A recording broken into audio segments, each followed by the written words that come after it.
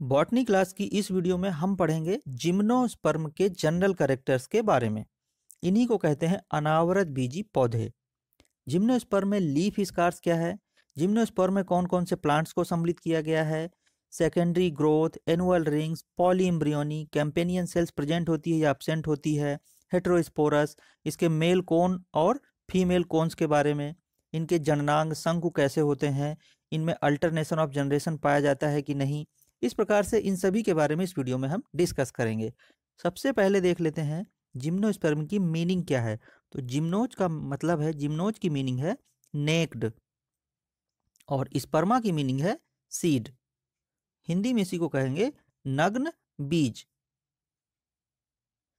Gymnosperm ऐसे पादपों का समूह है जिसमें बीज तो बनते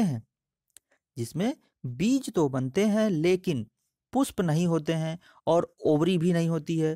तो जब पुष्प नहीं होंगे और ओवरी नहीं होगी तो इसके कारण फल भी नहीं बनते हैं। और जब ये सब चीजें नहीं होती हैं तो जो इनके जो बीज होते हैं वो क्या कहलाते हैं, नेक्ड कहलाते हैं, नग्न कहलाते हैं। खुली अवस्था में ये बीज होते हैं। इनके बीज फल भित्ति में बंद नहीं होते हैं, इसलिए इनको अनावृत बीजी या जिम्नोस्पर्म कहते हैं।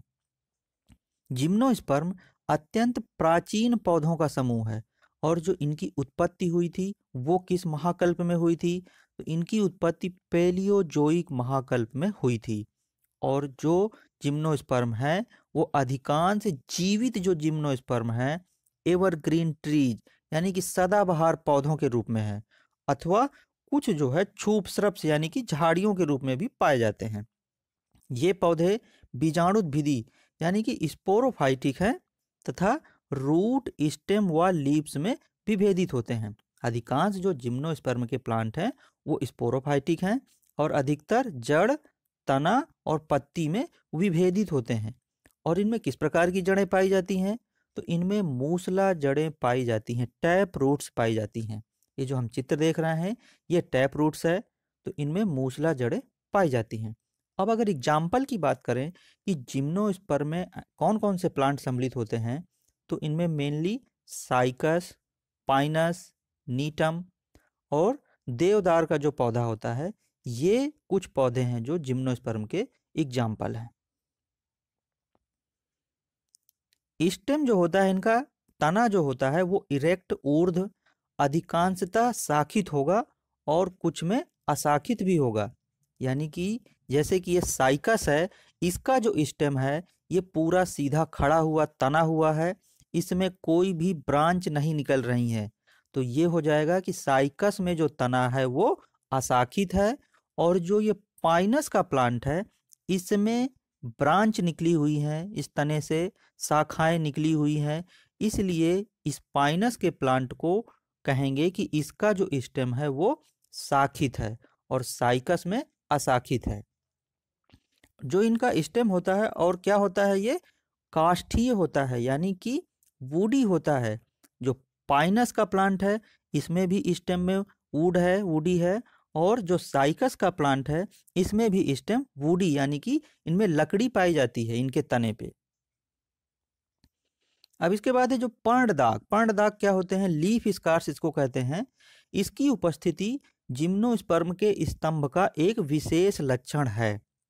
जो भी ये स्टेम है, जैसे ये स्टेम है और इसमें पत्तियां लगी रहती हैं, तो जब ये पत्तियां गिर जाती हैं, पत्तियों के गिर जाने के बाद तने पर अंकित निशान पर्णदाग कहलाता है। जो ये निशान है ये कहलाएगा पर्णदाग, लीफ स्कार्स ये कहलाता है। पत्तियों के गिर जाने के बाद उस पर अंकित निशान लीफ स्कार्स कहलाता है।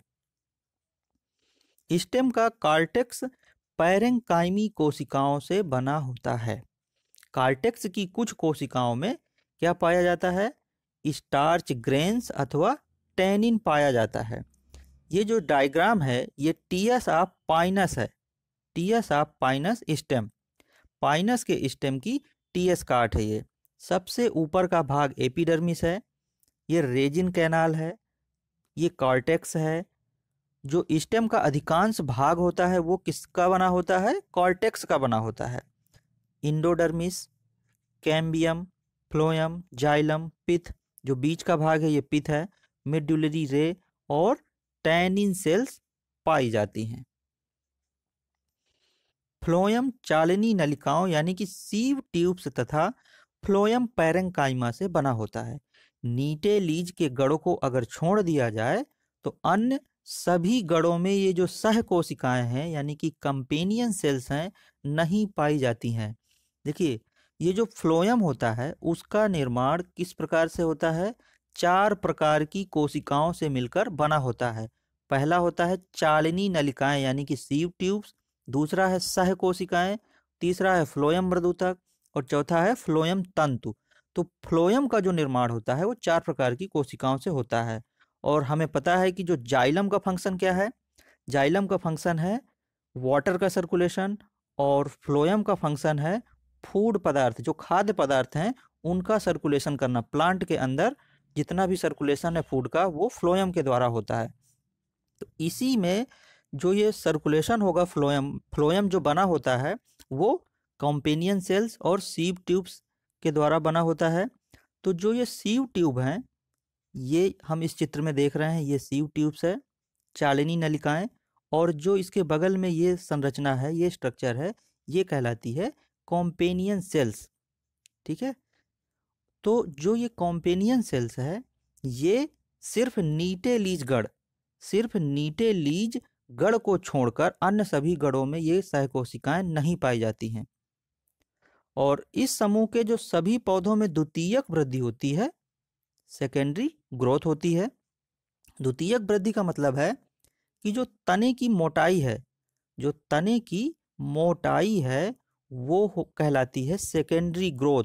सेकेंडरी ग्रोथ के कारण ही ये जो तना है, जो स्टेम है, इसकी मोटाई में वृद्धि हो रही है, जो मोटा हो रहा है, ये लकड़ी ज़्यादा बन रहा है, इसमें लकड़ी बन रही है, तना जो मोटा हो रहा है, तो इसकी जो मोटाई में वृद्धि है ये द्वितीयक वृद्धि या सेकेंडरी ग्रोथ कहलाती है। इसी के कारण ये तने में इसकी मोटाई में वृद्धि होती है।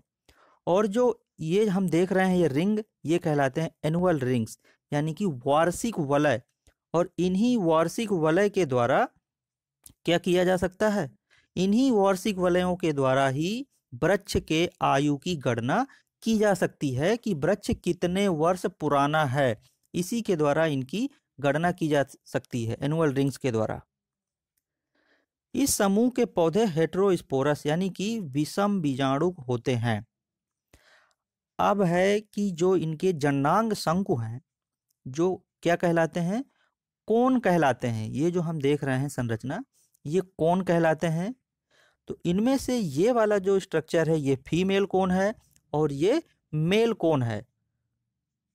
तो जो इनके जननांग शंकु हैं वो कोन या स्ट्रोबाइलस या एकलिंगी होते हैं। स्ट्रोबाइलस भी इन्हीं को कहते हैं।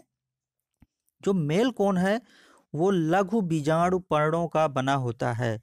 इसी को कहते हैं माइक्रोस्पोरोफिल्स। माइक्रोस्पोरोफिल्स से जो निर्मित शंकु है वो क्या कहलाएगा? मेल कोन कहलाएगा। और जो फीमेल कोन है वो मेगास्पोरोफाइल्स से निर्मित होती है और वो स्त्री शंकु कहलाएगा। और ये पौधों पर प्रायः अनेक वर्षों तक लगे रहते हैं। मेगा एंड माइक्रोस्पोरेंजिया है क्रमशः, मेगा एंड माइक्रोस्पोरोफाइल्स पर पाई जाती हैं, जो सघन शंकु अथवा स्ट्रोबाइलस बनाते हैं। जैसा कि हम चित्र में देख रहे हैं, ये साइकस का प्लांट है, इसमें ये मेगा स्पोरोफाइल्स ये लगे हुए हैं। यहाँ पे मेगा स्पोरोफाइल्स, ये स्टेम है। इस प्रकार से ये इसके नर शंकु और मादा शंकु कहलाते हैं। मेगा स्पोरेंजियम अथवा बीजांड ओव्यूल बीजाणु पर्णों पर नेक्ड यानी कि नग्न पाए जाते हैं। माइक्रोस्पोर को ही क्या कहते हैं? लघु बीजाणु। और मेगा स्पोर को क्या कहते हैं? गुरु बीजाणु। तो जो माइक्रोस्पोर है, लघु बीजाणु, वो क्या बनाता है? नर युग्मकोद्भिद यानी कि मेल गैमिटोफाइट बनाते हैं। और जो गुरु बीजाणु होगा वो क्या बनाएगा? Female gametophyte. फीमेल गैमेटोफाइट का विकास जो होगा वो मेगा स्पोर्स यानी कि गुरु बीजाणुओं से होता है। और इस समूह के जो पौधे होते हैं वो वायु परागित होते हैं। ठीक है, विंड पॉलिनेटेड होते हैं। इस समूह के जो पौधे हैं वो वायु के द्वारा परागित हैं, विंड पॉलिनेटेड हैं। मेल गैमेट्स का आर्किगोनिया में प्रवेश पॉलन ट्यूब यानी कि पराग नलिका के द्वारा होता है। साइकस में जो पॉलन ट्यूब है वो चूसकांग के रूप में कार्य करती है, जबकि पाइनस में यह युग्मक वाहक यानी कि स्पर्म कैरियर के रूप में कार्य करती है। इम्ब्रियो का जो विकास होगा यानी जो भ्रूण होगा उसका विकास अंशभाजी मेरोब्लास्टिक होता है, अर्थात इम्ब्रियो जाइगोट के केवल एक भाग से ही विकसित होता है, जो आधारी भाग है उसी से ही विकसित होता है। और जो एंडोस्पर्म है वो भ्रूण पोष का विकास फर्टिलाइजेशन से पूर्व होता है। इनमें डबल फर्टिलाइजेशन तथा ट्रिपल फिजन यानी द्विनिषेचन और त्रिसंलयन नहीं होता है, अतः इंडोस्पर्म हैप्लॉइड यानी कि अगुणित होता है। अब जो बहुभ्रूणता है वो क्या होती है? तो जब बीज में बहुत से भ्रूण होते हैं तथा बहुत से पौधों को पैदा कर देते हैं तो इसको क्या कहते हैं? बहुभ्रूणता कहते हैं। बहुभ्रूणता पॉलीइम्ब्रियोनी इसी को कहते हैं, जिम्नोस्पर्म का एक प्रमुख लक्षण है और प्रायः फीमेल गैमेटोफाइट में एक से अधिक इम्ब्रियो विकसित होते हैं। इनमें अंडाशय जैसी कोई संरचना नहीं होती है, अतः जो सीड होगा वो फल के अंदर बंद नहीं होता है और नेक्ड ओव्यूल ही बीज में विकसित होते हैं। ओव्यूल के इंटेगुमेंट यानी कि जो अध्यावरण है वो बीज कवच सीड कोट का कार्य करते हैं। जो इनके नेक्ड बीज हैं वो ये सीड है, जैसे यहाँ पे ये फल के अंदर बंद नहीं होता है तो ये नेक्ड ओव्यूल ही बीज में विकसित होते हैं। ये सीड है यहाँ पे जो हम चित्र में देख रहे हैं, ये खुली अवस्था में पाए जा रहे हैं और इनका जो इंटेगुमेंट है वो सीड कोट का कार्य करता है। जो ये सीड कोट है, ये इंटेगुमेंट है जो ये सीड कोट का कार्य करते हैं। इसके बाद जो जिम्नोस्पर्म के जो बीज हैं वो 3 पीढ़ियों को प्रदर्शित करते हैं। कौन कौन से? जो इंटेगुमेंट एंड न्यूसेलस है वो पहली बीजाणुद्भिद प्रवस्था को प्रदर्शित करता है, पहली स्पोरोफाइट फर्स्ट स्टेज को प्रदर्शित करता है। और जो इंडोस्पर्म है वो युग्मकोद्भिद, जो इंडोस्पर्म है वो गैमेटोफाइट यानी कि युग्मकोद्भिद प्रवस्था में निर्मित भाग होता है। और जो इम्ब्रियो होता है वो अगली बीजाणुद्भिद यानी कि स्पोरोफाइट प्रवस्था को दर्शाता है। तो इस प्रकार से जिम्नोस्पर्म के जो बीज होते हैं वो 3 पीढ़ियों को प्रदर्शित करते हैं। इस समूह के पौधों में सुस्पष्ट पीढ़ी एकांतरण यानी कि अल्टरनेशन ऑफ जनरेशन देखने को मिलता है। गैमेटोफाइट और स्पोरोफाइट ये दोनों पीढ़ियां एकांतर क्रम में पौधों के जीवन में आती हैं, तो इस प्रक्रिया को क्या कहते हैं? पीढ़ी एकांतरण कहते हैं। फ्रेंड्स, आगे की वीडियो को प्राप्त करने के लिए चैनल को सब्सक्राइब कर लीजिए और बेल आइकन प्रेस कर लीजिए, जिससे आपको समय से वीडियो का नोटिफिकेशन प्राप्त होता रहे।